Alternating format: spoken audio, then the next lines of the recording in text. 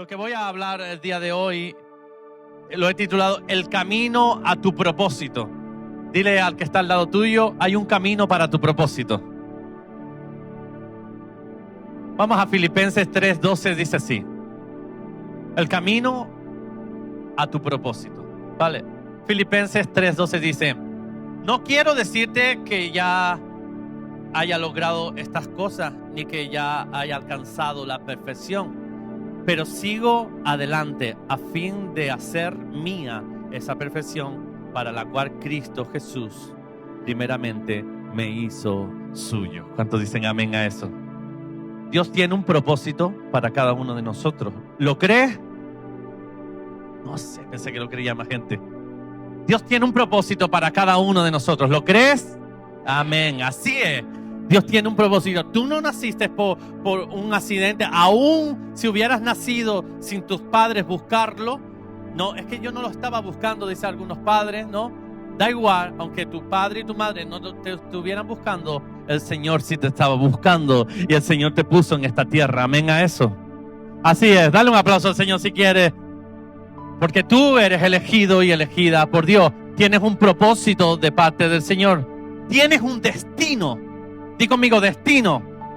Y tu destino tiene que ir al éxito. Porque Dios ha puesto un destino de éxito para nuestras vidas. Empresas, trabajo, mujer, marido, esposo, esposa, hijos, etc. Hay todo un destino que el Señor tiene preparado, llamado para nuestras vidas. Y el destino es maravilloso. Me gustaría que todos 3 veces fuerte digamos la palabra maravilloso. Cuando yo cuente 3, decimos maravilloso, maravilloso, maravilloso. Y quiero que esa palabra te entre hasta el alma, si puede ser. 1, 2 y 3. Maravilloso, maravilloso.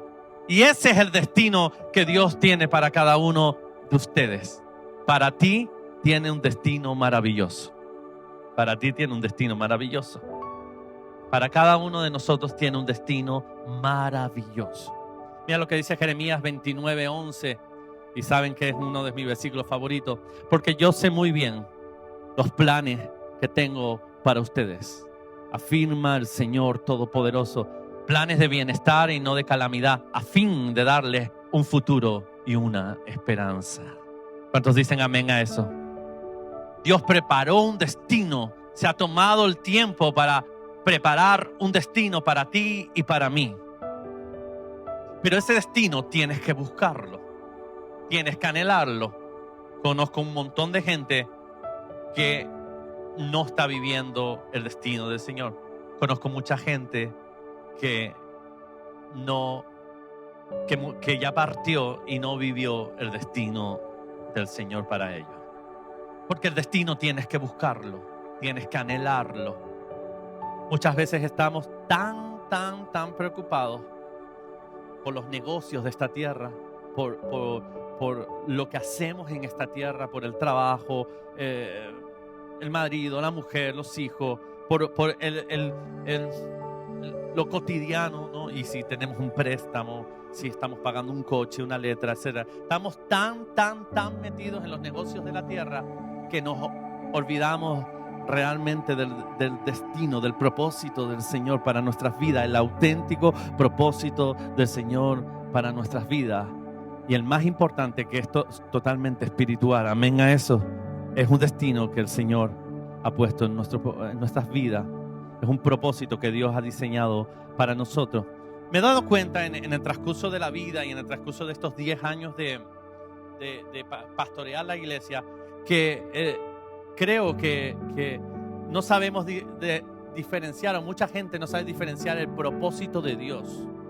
O sea, no sabe cuál es el propósito de Dios. Y vemos un montón, nos pasa mucha gente de mucho tiempo en el Señor y le preguntamos, ¿y tú a qué estás llamado? ¿Qué tiene el Señor para ti? La verdad es que no lo sé. Nos dicen gente que lleva muchos años en el Señor y años y no tienen un propósito. Y quiero aclarar un poco esto del propósito, ¿no? Porque creo que algunos nos han dicho, mi propósito es estar en la alabanza. Eso no es un propósito, Señor y señora. Otros nos han dicho, mi propósito es ser rico. Eso no es un propósito. Voy a poner solo algunos ejemplos porque voy a estar hablando de esto. Ser rico no es un propósito. Ese no es el propósito de Dios para tu vida. Y quiero que lo tengas bien claro. Eso no es el propósito de Dios para tu vida. Ese es el medio que Dios te da para cumplir el propósito. El propósito es bendecir a los demás. ¿Cuántos dicen amén a eso? Amén, amén. Yo hubiera aplaudido a eso porque está bueno. El propósito no es que seas prosperado y que seas rico, es que la prosperidad de Dios está sobre mí porque soy hijo de Él. Claro que sí, es totalmente verdad, pero ese no es tu propósito. Tu propósito es bendecir a los demás. Porque si tú te haces rico, próspero, si abres empresas y ganas mucho dinero, pero no bendices, no estás haciendo el propósito del Señor. ¿Me estás entendiendo? Tu propósito no es ser rico o prosperado. Tu propósito es bendecir a los demás. Ser rico o prosperado simplemente es el medio para hacer tu propósito. ¿Sí? ¿Lo entiendes? Tu propósito es bendecir a los demás. Tu propósito no es tener poder o influencia. Ese no es tu propósito. Tu propósito no es que te conozca mucha gente o que tengas influencia en ciertos ámbitos de la política, de los trabajos, negocios o de cualquier otra cosa, aún hasta ministerio. Ese no es tu propósito en la vida. Dios no ha diseñado eso como un propósito, ni la influencia es un propósito. El propósito es ayudar, abrir puertas, abrir canales de bendición entre uno y otro. Si tú tienes influencia, tú puedes traer canales entre uno y entre otro. Hace muchos años, y sé que esto se graba y tal vez me van a ver algunos pastores, pero hace muchos años, cuando abrimos la iglesia, el Señor me pone una inquietud y me pone que llamara a pastores todos los meses. Y yo me propuse, yo dije, todo el año voy a estar llamando a los pastores a saludarlos, solo a saludarlos. Y empecé, tenía una lista de pastores y empecé todos los meses a llamar a los pastores. Y yo los llamaba, decía, hola, ¿qué tal? ¿Cómo estás? El pastor fulanito, sí, yo soy Owen, pastor de la iglesia de Ico. ¿Cómo estás? Nos hemos visto en alguna reunión, ¿qué tal? Me decían, ¿bien? Bueno, ¿tú qué tal? Yo, bien, muy bien, gracias a Dios. ¿Qué tal la familia? Bien, me decían así, ¿no? Y a mitad, y me pasó al principio con todos, exactamente con todo lo mismo. Me preguntaban, bueno, dime, ¿qué es lo que necesitas? ¿Qué es lo que quieres? Y yo le decía, no quiero nada, no necesito nada, solo llamo para saludarte. Y se quedan, pues gracias, me decían. Al mes siguiente hice lo mismo, con un montón de pastores, 7, 8, 10 pastores más a veces. Los llamaba, hola, ¿qué tal? Oh, ¿qué tal? ¿Cómo estás? Y empezamos a hablar. Pero llamé a los amigos y llamé a los no tan amigos, también los llamé. Y solo los saludaba. ¿Cómo están? Bien, Señor te bendiga, estamos orando por ustedes, etc. Y así pasó el tiempo. Hasta lo quería hacer un año, pero ya han pasado como 3 o 4 años y lo sigo haciendo. Y esto me ha producido conexiones entre un montón de pastores, ¿no? Porque después cuando nos vemos, algunos que los llamaba y después nos vemos en persona, ya me abrazaban como si fuera su mejor amigo, ¿no? Y yo, y nos abrazábamos así, ¿no?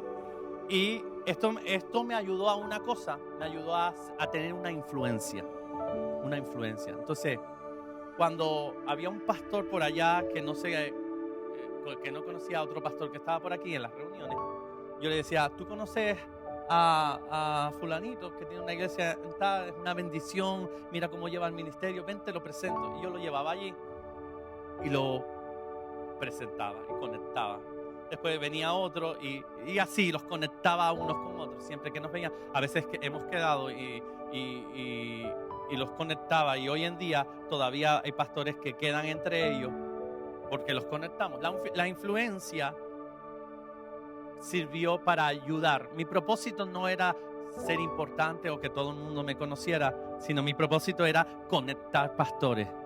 Hoy en día hay uno que me dice, chacho, es que tú eres quien has conectado a todos estos pastores. Si quiero encontrar a alguien o conocer a algún pastor nuevo, te busco a ti primero. Digo, claro que sí, tú búscame a mí, que seguro que yo lo conozco de alguna forma. Entonces, el propósito no es tener poder o influencia, es ayudar. En este caso, yo ayudé para conectar. ¿Me están entendiendo? Tu propósito no es tener conocimiento o sabiduría. No, es que el Señor, yo tengo la sabiduría de Salomón y crees que ese es tu propósito. Ese no es tu propósito. Ese no es tu propósito. Tu propósito es enseñar. Y Dios te da la sabiduría o el conocimiento para que enseñes a otros. Si tú tienes sabiduría y conocimiento y no estás enseñando, no estás haciendo el propósito del Señor. ¿Amén a eso? Tu propósito no es tener revelación por medio de la profecía, por medio de una revelación espiritual o tal vez conocimiento en revelación, ¿no? en el conocimiento y en la lectura de la palabra. Tu propósito no es tener revelación. Tu propósito es guiar a otros. Por eso Dios te da revelación, para que tú guíes a otros. ¿Me estás entendiendo? Tu propósito no es decir profecía o decir los secretos que están en la Biblia. Ese no es tu propósito, lo tienes que hacer. Si tú tienes el don de que Dios te habla y puedes dar palabra a otros, hazlo. Si tú tienes el conocimiento de leer los tesoros escondidos de la Biblia y decirlo, hazlo.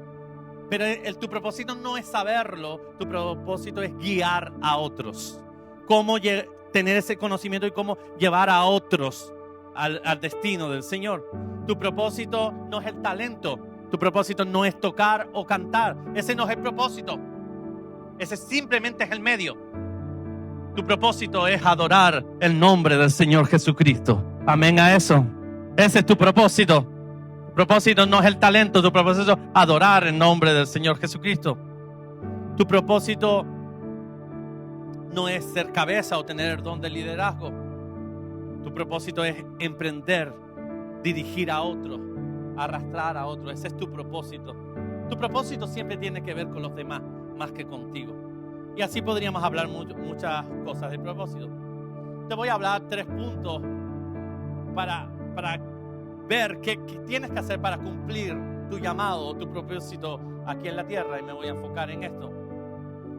¿Cómo ser impulsados hacia el propósito de Dios? Quiero darte 3 puntos. Voy a ir bastante rápido el día de hoy porque quiero orar al final.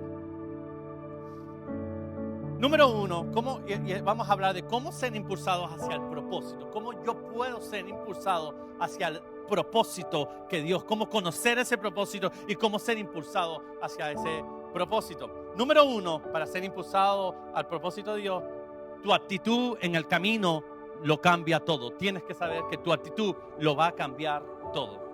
Y esto es muy importante, aunque ustedes no creen, ahora se lo voy a explicar. Romanos 8:28 dice, y sabemos que Dios hace todas estas cosas, que las cosas cooperen para el bien de quienes lo aman y son llamados según el propósito que Él tiene para ellos.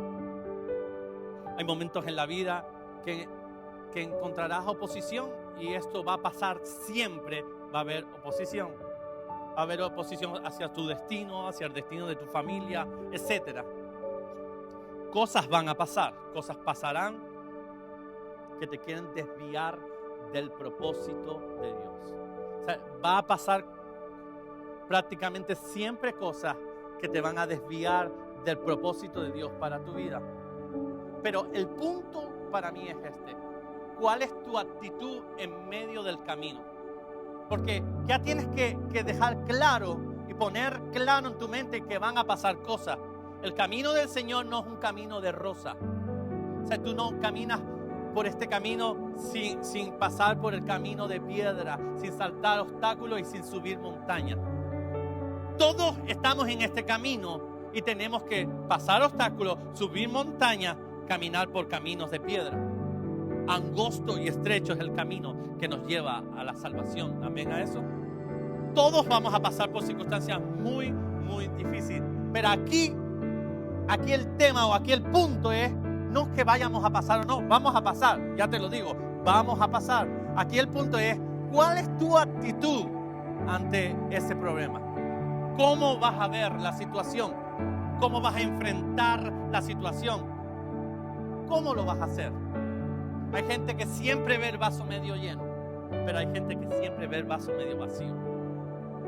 Aún cuando el vaso está rozando el lleno completo o el desborde, aún dice, pero no está lleno del todo, todavía queda un poco. Hay gente que se ha empeñado en ver el fracaso, en ver lo malo, siempre. Ahora, esa actitud te va a hacer cumplir el propósito o te va a hacer no cumplir el propósito. Si tienes justamente esa actitud, no vas a cumplir el propósito del Señor para tu vida. Tienes que tener la actitud de el aprendizaje, aprender qué quiere enseñarte Dios en este camino, qué tiene Dios para ti en el camino que te va a servir en el propósito. Josué 1:9 dice así: yo te lo he ordenado, sé fuerte y valiente, no tengas miedo ni te desanimes, porque el Señor tu Dios te acompañará donde quiera que vayas. Me encanta Josué. Y el Señor le dice estas palabras: no tengas miedo. Como que el miedo se nos instala, ¿verdad? Y después dice: no te desanimes. ¿Cómo se nos instala el desánimo? Pero un montón. Mi cuñada hoy habló de esto, ¿no? Y cómo se te instala el estar desanimado por completo. Yo he aprendido algo. He aprendido a enfocarme solo en lo bueno desde hace muchos años. Yo ya les he contado la historia de un pastor me dijo: si entrara la novia más guapa por la iglesia con el mejor vestido, el mejor perfume, el mejor maquillaje y el mejor peinado, así como cuando se case mi sobrina Gisela. Oye, eso se merece un aplauso, ¿no? Va a entrar Gisela por ahí, la novia más guapa que ha visto nuestros ojos, a menos la del novio seguro, ¿no? Y yo les he comentado que si esa novia entra por ahí, sea la novia que sea guapísima, preciosa, pero tiene un moco verde colgando en la nariz, en el moco, ¿sabes de qué va a hablar todo el mundo cuando estemos comiendo? Se te va a acercar así: ¿viste el moco de la novia? Va a hablar del moco. Cuando el pastor me decía: es tan fácil como coger un pañuelo, quitarse el moco y sigue siendo la novia más preciosa y más guapa que nuestros ojos han visto, ¿verdad? Ahora, yo he aprendido a enfocarme en lo bueno, siempre en lo bueno. Antiguamente, si ustedes me llegan a conocer hace años, yo era tan negativo que si hacía 99 cosas bien y una mal, la que hacía mal me arruinaba la vida. Me arruinaba el día y la semana. O sea, yo decía: ¿por qué no me salió esto? Ya había hecho 99 bien. Hoy en día ha cambiado todo tanto, me he esforzado a que cambiara todo tanto, que si hago 99 mal y hago una sola bien, wow, solo me enfoco en la que hago bien y solo pienso en la que hago bien. Claro que las otras hay que mejorarlas, pero digo: gracias, Señor, porque tú estuviste conmigo en esa que sí salió bien. Y me enfoco, y la actitud cambia todo para encontrar mi propósito y mi llamado. No me desanimo, no tiro la toalla y mucho menos dejo instalar el miedo. Así como dijo alguien, el miedo es al diablo, el temor es al diablo, lo que la fe es a Dios. Ahora, la pregunta para mí es: ¿qué dice la fe sobre Dios? La fe que tenemos con Dios. Que la fe nuestra mueve el brazo de Dios. Eso es lo que dice la Biblia. Por cuanto si lo llevo al temor, el temor va a mover el brazo del enemigo. Rechaza el temor, así como el Señor le dijo a Josué: no tengas miedo, no te desanimes, tira hacia adelante. Yo estaré contigo todos los días de la vida. ¿Cuántos dicen amén? Eso nos dice el Señor el día de hoy. Wow. Voy a leer Habacuc 3:17 y me gustaría que levantaran sus manos al cielo y lo recibieran en el nombre de Jesús. Aunque la higuera no florezca, ni haya fruto en las vides, aunque haya la cosecha del olivo, falle la cosecha del olivo y los campos no produzcan alimento, aunque en el aprisco no haya ovejas ni ganado alguno en los establos. Siguientes. Aún así yo me regocijaré en el Señor, me alegraré en Dios, mi libertador. El Señor omnipotente es mi fuerza, da a mis pies ligereza de una gacela y me hace caminar por las alturas. Amén a eso. Así dice el Señor. A pesar de que nada salga bien, es lo que está diciendo en otras palabras, a pesar de que todo me sale mal, que parece que me vino la negra, parece que me vino el Chucky, parece que todo me sale oscuro, que se me rompe la rueda del coche, la lavadora, el termo, todo a la vez. Parece que tengo peleas con mis hijos, con mi marido, con mi mujer. Parece que me echan de trabajo. Cuando parece que todo sale mal. Relax, don't worry, be happy, tranquilitos, tranquilos. Con todo yo me regocijaré en el Señor. Con todo me alegraré. Dios tiene la salida para nosotros. Amén a eso. Dios tiene la salida. Él nunca falla. Él nunca falla. Nos deja, nos abandona. Número 1. Tu actitud en el camino lo va a cambiar todo, cambia todo. Va a hacer que tú encuentres tu propósito y lo cumpla. Número 2, vive con la paz de Dios. Tienes que vivir constantemente, aun cuando todo te va bien y aun cuando todo te va mal, tienes que vivir con la paz de Dios. Filipenses 4:7 dice, así experimentarán la paz de Dios, que supera todo lo que podemos entender. La paz de Dios cuidará su corazón y su mente mientras vivan en Cristo Jesús. Wow.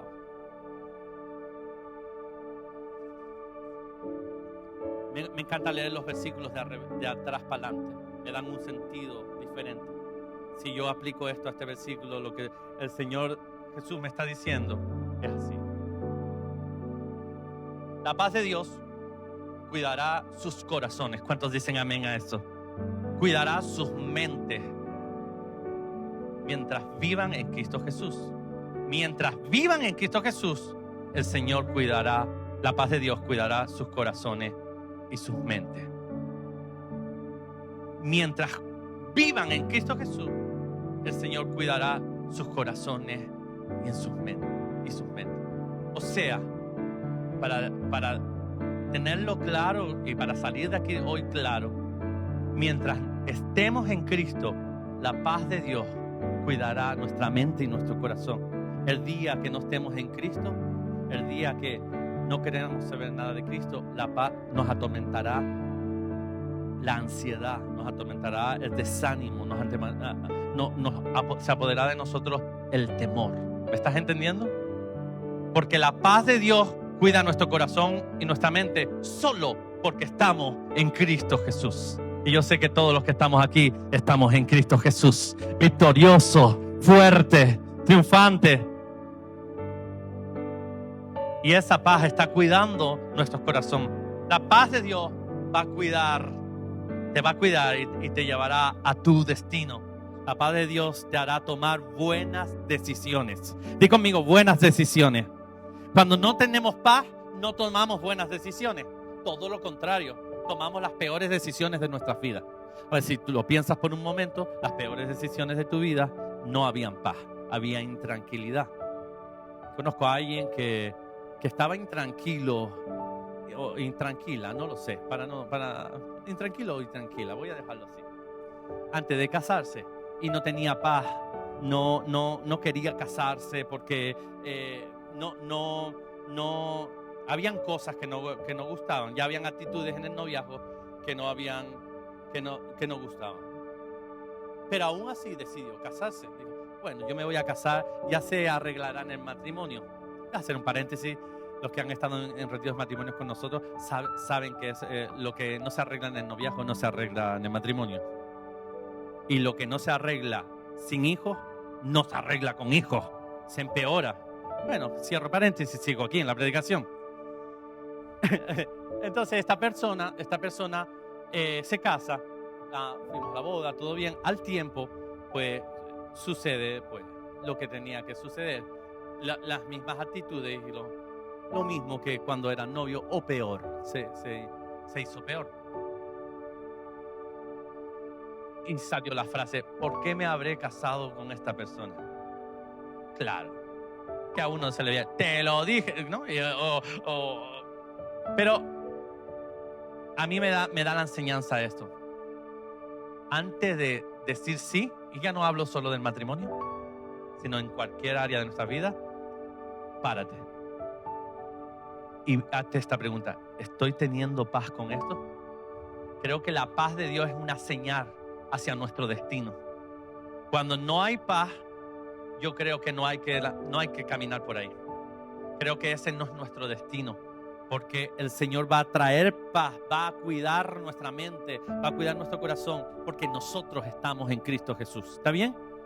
Yo lo digo de otra forma, me han escuchado un montón diciéndolo así. Si nosotros estamos en Cristo, si yo le he dado mi vida a Cristo, con mis fallos, a veces me caigo, a veces me levanto, pero yo soy de Cristo, ¿quién gobierna mi vida? ¿El diablo? ¿Los demonios? ¿La oscuridad? No. Nunca puede gobernar mi vida el enemigo. Solo hay un lugar para el enemigo si yo estoy en Cristo, que es debajo de mis pies. Ahí está el enemigo. No puede gobernar mi vida. Nunca puede gobernar mi vida. Me puede intentar engañar de lejos, me puede hacer señales para que me vaya para otro lado, pero nunca puede gobernar mi vida. El único que gobierna nuestra vida, si estamos en Cristo, ese es el Señor Jesús. Ese es el Señor Jesús. Entonces, si Él gobierna mi vida y si yo voy a emprender un negocio y no tengo paz, entonces que el Señor no está en ese negocio. Porque si estuviera el Señor en ese negocio, me da la paz que viene del cielo, porque Él es mi Padre, me da la tranquilidad, la paz para yo entrar ahí, así como ha hecho con nuestras vidas en muchas. Pararnos antes de emprender cualquier cosa, antes de decir el sí a cualquier cosa de nuestras vidas y preguntarnos, ¿esto me trae paz o me trae intranquilidad? Mira lo que dice Mateo 10, 29, 31, dice aquí: no se venden 2 gorriones por unas moneditas. Sin embargo, ni uno de ellos caerá a tierra sin que lo permita el Padre. Y Él les tiene contados a ustedes aún los cabellos de la cabeza. Así que no tengan miedo. Ustedes valen más que muchos gorriones. Yo les he contado la historia. Hace muchos años estaba en Ico. Tenía que venir a Ico con mi coche, Sea Ibiza rojo, yo 19 añitos, y teníamos un grupo de jóvenes, éramos como 120 jóvenes, y yo siempre, esto no lo sabía mucha gente, pero yo lo hacía porque amaba al Señor. Yo siempre cogía a unos jóvenes que vivían en Ico todos los sábados de mi vida, los cogía, los llevaba al culto de jóvenes, y los llevaba por la noche después de irnos a McDonald's, los jóvenes, y salir a la 1 de la mañana para al día siguiente estar en el culto tocando o dirigiendo. Y yo me comprometí durante muchísimo tiempo de mi vida llevándolos y trayéndolos. Un día tenía que venir a Ico, tenía que hacer unos trabajos y después había quedado con ellos para llevarlos para allá. Y no tenía gasolina, no tenía dinero. Y yo dije, ¡guau, Señor! ¿Qué hago, Señor? Ay, yo me lanzo, Señor, me voy para allá. Me vengo para Ico y aparco en Ico. Hago lo que tenía que hacer y nada, cuando yo estaba esperando, y cuando yo voy llegando a Ico, el coche estaba ya danger, lo de la gasolina, danger. Y yo llegué a Ico y busqué un aparcamiento, vi el aparcamiento y el coche hizo...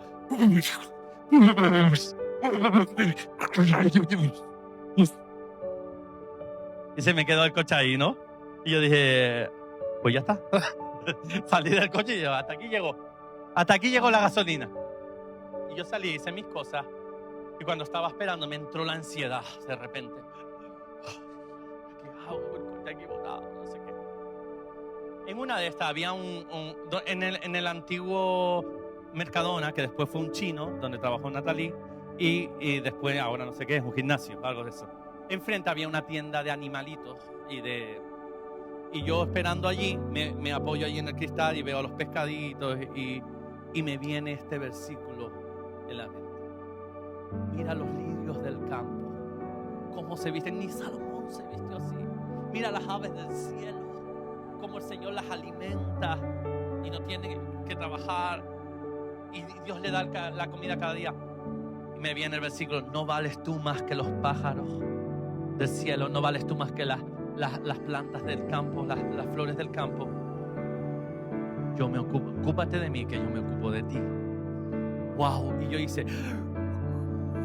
y cogí aliento, se me fue toda la ansiedad y llegó la paz del Señor y cubrió mi vida.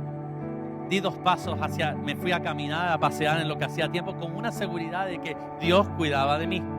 Caminando de frente me veo a dos hijos de Nelly, no sé si hoy está Nelly por aquí, caminando, y uno de ellos hacía años que no lo veía porque se había ido a su país, a Venezuela, por cierto. Y me los veo, digo, oh, ¿qué hacen aquí? Los abrazo, ¿cómo están? Ese chico había ido a un grupo en una casa que yo llevaba.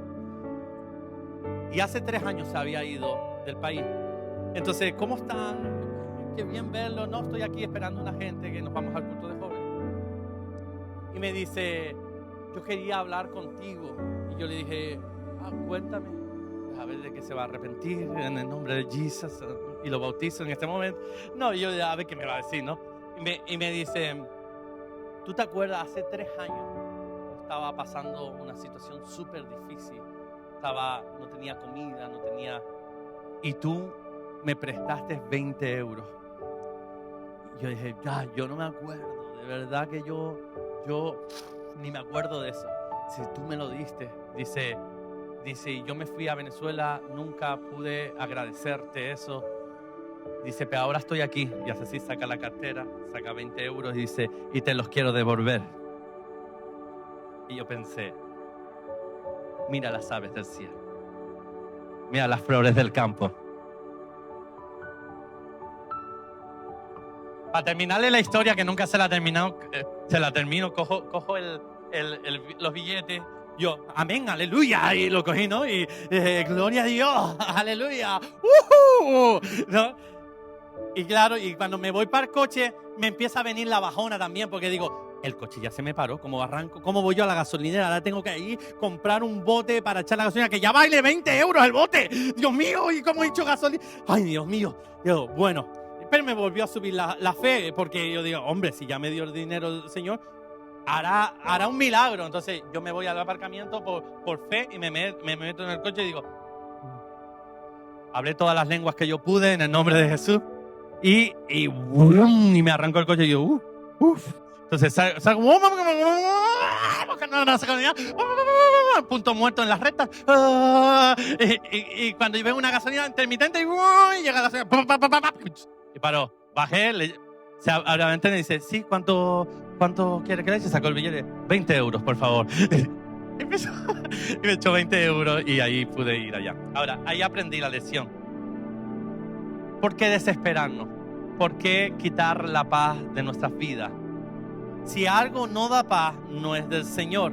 Pero cuando es del Señor y nosotros enfocamos nuestra oración al Señor, la paz del Señor cuidará nuestros corazones y nuestros pensamientos en Cristo Jesús. ¿Cuántos dicen amén a eso? Apláudele al Señor. Busca la paz para cualquier cosa. El Señor te la va a dar. Y número 3, termino aquí. Hagan conmigo así, cojan aire y suéltenlo ahora. Número 1, tu actitud cambia todo. Número 2, vive con la paz de Dios. Y número 3, sumamente importante para que puedas cumplir el propósito de Dios, porque si no, nunca, jamás lo vas a cumplir. Tienes que aprender a perdonar y a pedir perdón. Gracias, Jessica. Sabía que no muchos iban a decir amén. Pero bueno, Marcos 1:25. Dice así, voy aquí porque no sé si es la edad, pero ya no veo bien. Marcos 1:25 dice así. Más bien sean bondadosos y compasivos unos con otros y perdónense. ¿A dónde vamos? Quedo aquí. Se me fue, ¿no? Lo leo aquí, no pasa nada. Dice, no, Marcos 11:25 dice así, cuando estén orando, primero perdonen a todo aquel contra quien guarden rencor, para que su Padre que está en los cielos también les perdone a ustedes vuestros pecados. Wow. Haciendo la técnica de leer el versículo al revés, y este es duro, ya se los digo, para que vuestro Padre que esté en los cielos los perdone, tienen que ustedes perdonar a los demás antes de orar. Para que el Señor nos perdone, tenemos que perdonar. Una vez orando por alguien, le dijimos, estábamos orando y le dijimos, tienes que perdonar a fulanito, tienes que perdonar a quien sea, a fulanita. Y yo le dije, estábamos orando y ahí las lágrimas, los mocos, estábamos todos con los montón de mocos y de lágrimas y tal. Y yo digo, vamos, Dios. Y ahí estábamos ministrando la música de fondo y estábamos orando en medio de una administración aquí en la iglesia. Y le digo, vamos, perdona fulanito. Y hace así, la persona estaba ahí en este ambiente y dice, no, yo no lo perdono. Y yo decía, yo miré a Raquel, ¿oímos bien? Tienes que perdonar. Yo no lo perdono. No, no y no. Y yo, que el del piano toque más fuerte, por favor. Fue aquí, en la iglesia. Y digo,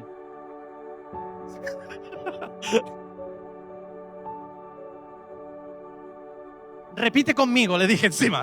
Digo, yo perdono a fulanito. No, no y no, me dice. Yo digo,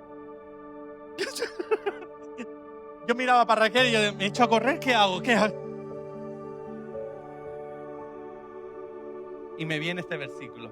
Y le digo, el Señor dice, y ya se lo dije en otro tono, y esta es la verdad. El Señor dice que si tú no perdonas, Dios no te puede perdonar a ti. Te vas a ir al infierno y te vas a quemar allí. Y ya no sabía si preguntarle otra vez o no. Ya después su amiga me dijo, al final perdonó, al final, porque yo ya me fui, yo me rendí y me fui a orar por otro. Me decía, pastor, al final no perdonó. ¡Ay, aleluya! Y yo dije, gloria al Señor.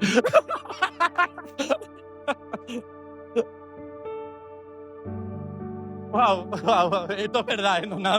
Mi mujer se ríe porque que nos pasa cada cosa maravillosa.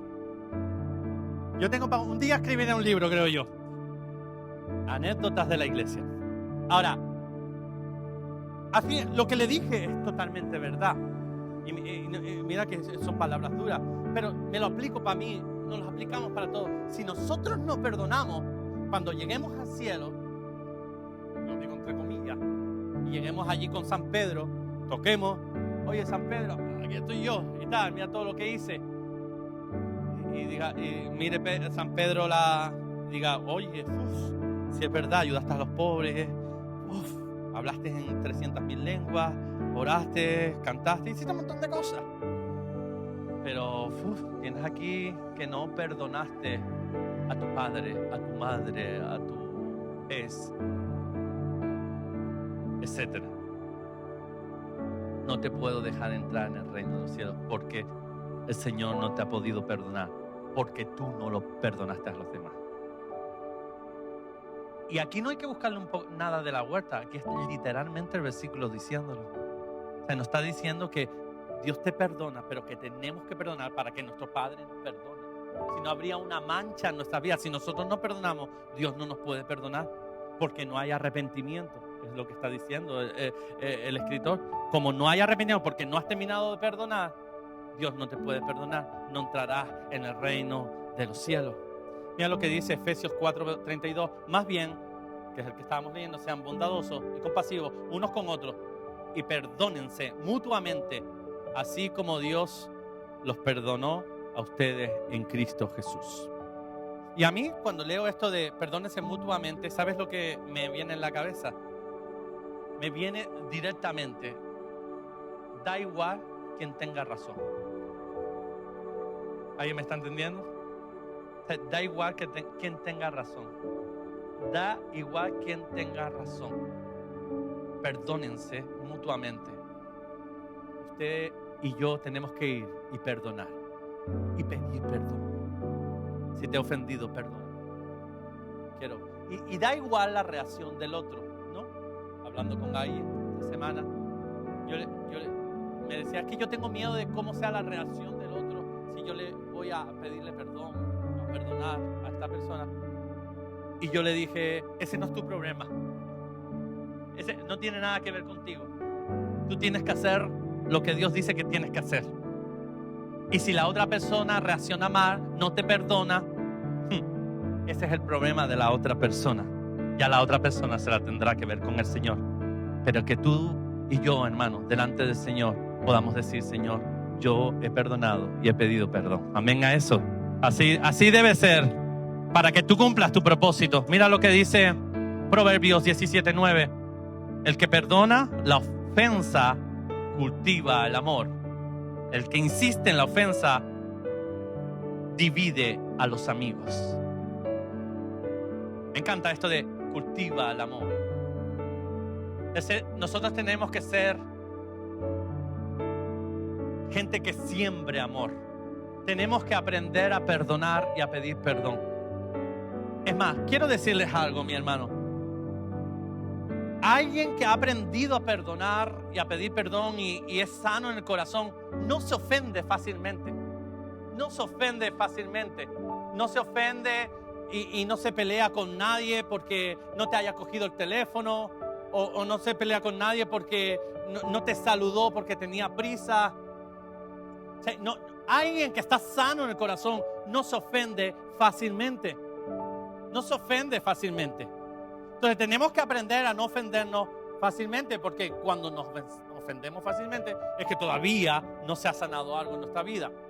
Todavía no hemos perdonado. Hay algo ahí que tenemos que entregárselo al Señor. ¿Me estás entendiendo? ¿Sí? Tenemos que aprender a no ofendernos fácilmente, a ser gente que ha aprendido a perdonar, que ha aprendido a amar, a cultivar semillas de amor constantemente. A mí me encanta gente que no son tan como sanguíneos, tan sanguíneos como yo, ¿sabes? Me encanta Diego, él lo sabe, yo soy fan de Diego. Me encanta Javier de Fefa. Fefa menos, pero Javier sí me encanta. Fefa sanguínea como yo. Me encanta Edgar. Me encanta gente tranquila. Porque a mí me dan paz. Porque yo soy sanguíneo. Yo le arranco la cabeza. Después cuando te juntas a uno de estos, te dice, déjalo pasar. Déjalo pasar. Después vuelves a batar y dice, va a tener razón que hay que dejarlo pasar. A mí me encanta, así que si quiere un consejo, júntese a gente tranquila, si usted es sanguinario, ¿no? Génesis, tú eres sanguinario, ¿verdad? Sí, Samuel es más tranquilo, ¿no? Júntese a gente tranquila. Mi mujer no, y yo nos tenemos que juntar a otro. Termino con Marco. Termino con Mateo 6. Ay, Dios mío, Señor. Bueno, marqué ahora estoy con la familia, mi mujer se va a relajar y tal. Mateo 6, 14 y 15. Termino aquí. Mateo 6, 14 y 15 dice así. Porque si perdonan a otros sus ofensas, también los perdona a vosotros, vuestro Padre. Sí, es igual que de arriba. Ustedes, vuestro Padre Celestial, dice aquí, dice, pero si no perdonan a otros sus ofensas, tampoco su Padre les perdonará a ustedes la suya. Y lo recarga bien claro. Entonces, tenemos que ser gente que aprenda a perdonar a otros las ofensas. O sea, tenemos que aprender a perdonar a la gente. No podemos ser gente rencorosa de, mira, este no me miró más de lejos. ¿Sabes? ¿Sabes? La gente, olvídese 4 kilos. Olvídese 4 kilos. Yo sé, mi hermano, que los europeos somos más sequillos, ¿no? Y que los latinos son más sentimentales, ¿no? Porque aquí hay muchos latinos y muchos de aquí canarios también. Y son más sentimentales. Pero tenemos que aprender a sanar nuestro corazón. Sí, tenemos que aprender a sanar nuestro corazón. Termino con esto. Vi una entrevista de Cucurella. Ahora todo el mundo sabe quién es Cucurella, ¿verdad? Hombre, no lo van a saber. Campeones del mundo. Entonces, le dicen algo que creo que nos pasa a todos. Dice, ¿qué es lo más que te molesta? Que te escriban un mensaje de 40 líneas, que te dejen visto, o que simplemente te pongan una respuesta corta de jajaja o un dedo así. Y se queda pensando. Y yo pensé, va a decir que lo dejen en visto, como nos molesta a la mayoría de nosotros, creo yo. Y dice que me manden un mensaje de 6 minutos. Eso es lo más que me molesta. Y yo pensé, este es como Diego, tranquilito. Yo hubiera dicho, que me dejen en visto. Lo que quiero decir, no lo veo ofendido, ¿no? En ese sentido. Tenemos que aprender a no ser tan sentimentales con algunas cosas, sino a buscarle la parte de, bueno, ¿será que lo vio el mensaje y no ha podido contestar? Buscar siempre el vaso medio lleno. ¿Está bien? Y creo que eso va a hablar de corazones sanos, corazones que cultivan amor. Y yo sé que todos los que están aquí son corazones sanos. Amén a eso. Y que están aprendiendo a cultivar amor y nosotros también. Aplaude al Señor y póngase de pie. Terminamos ya aquí.